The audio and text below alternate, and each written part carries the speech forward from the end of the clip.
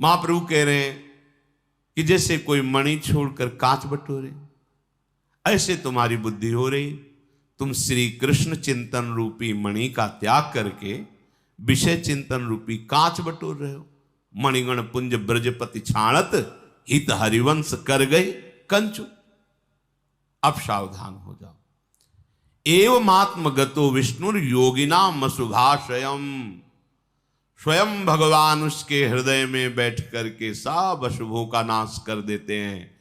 जो निरंतर प्रभु के चिंतन में प्रयासरत रहता है, उसी प्रयास में उसको एक कष्ट का अनुभव होता है, एक जलन, एक ताप जैसा। उसी ताप में वो ऐसा पावन होता है जैसे स्वर्ण अग्नि में डाल दिया जाए तो उसका मल नष्ट हो जाता है, वो और तेजस्वी कांतिमान हो जाता है। ऐसे ही जो भजन करने के समय एक जलन होती है, एक ताप होती है, वो सारे अशुभों को भस्म कर देती, फिर आनंद का अनुभव होता है।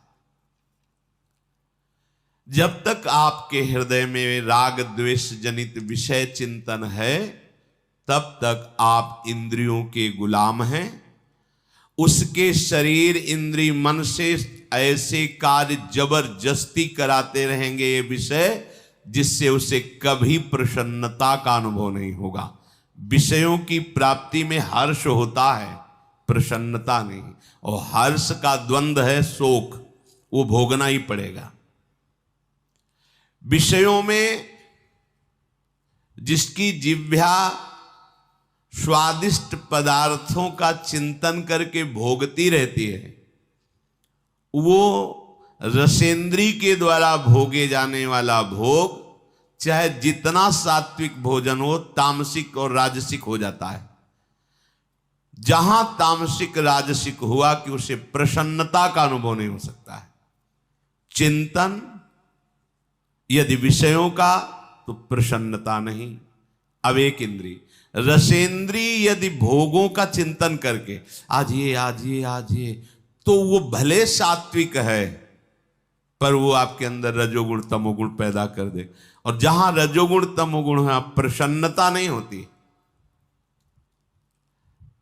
जो वाक इंद्री से किसी की निंदा स्तुति करता रहता है, कटु भाषण, असत्य भाषण, व्यर्थ का भाषण, अहितकर भाषण, उसके हृदय में कभी प्रसन्नता प्रकट नहीं होती है।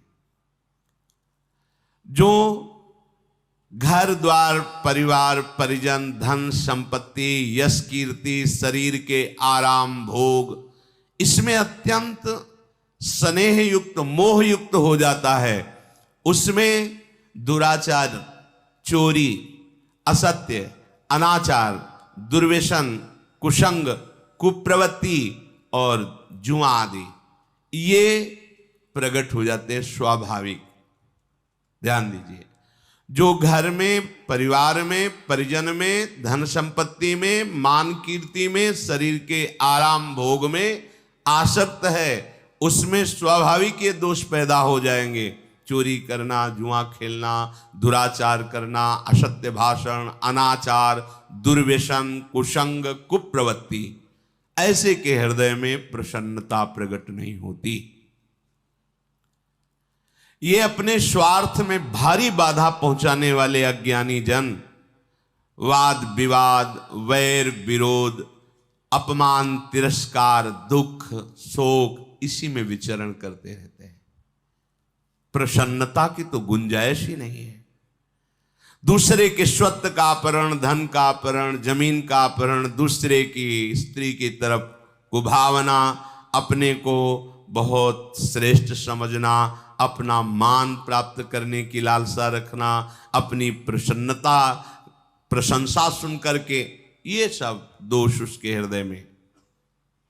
इसलिए उसके हृदय में कभी भागवतिक प्रसन्नता नहीं प्रकट होती। इसलिए उपासक खास बात, विषय चिंतन ना होने दे। विषय चिंतन ही सबसे घातक बात है। जन्म मरण का मूल विषय चिंतन है, दुख का मूल विषय चिंतन। विषय चिंतन त्याग कर निरंतर भगवत चिंतन परायण रहे।